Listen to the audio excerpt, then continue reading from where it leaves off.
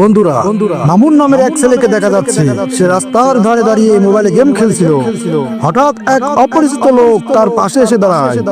অপরিচিত লোক বন্ধুত্বপূর্ণ হাসি দিয়ে বলল, এই ছেলে, তুমি খুব ভালো গেম খেলো মনে হচ্ছে। মামুন গর্বিত স্বরে বলল, আমি আমাদের মহল্লার সেরা প্লেয়ার। অপরিচিত লোক চালাক হাসি দিয়ে বলল, দারুণ, আমি তোমাকে একটা চ্যালেঞ্জ দিচ্ছি। যদি তুমি আমার প্রশ্নের উত্তর দিতে পারো, আমি তোমাকে 500 টাকা উপহার দিব। মামুন উত্তেজিত স্বরে বলল, সত্যি? বলুন, কি প্রশ্ন? অপরিচিত লোক হাসি দিয়ে বলল, বলো তো, এক লোকের 5টা মেয়ে, প্রতিটি মেয়ের এক ভাই, তাহলে লোকটির মোট কতজন সন্তান? মামুন চিন্তা করলো এবং বলল, এটা সহজ প্রশ্ন।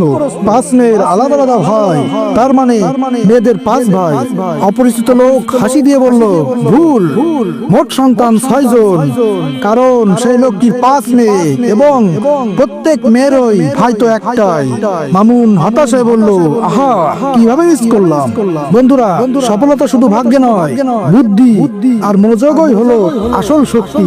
মনে রেখো, সব সময় মাথা ঠান্ডা রেখে চিন্তা করাই বুদ্ধিমানের কাজ। বন্ধুরা, সব সময় ভাবো, ভালো করে বুঝো, তারপর সিদ্ধান্ত নেওয়া, তাহলেই সফলতা আসবে।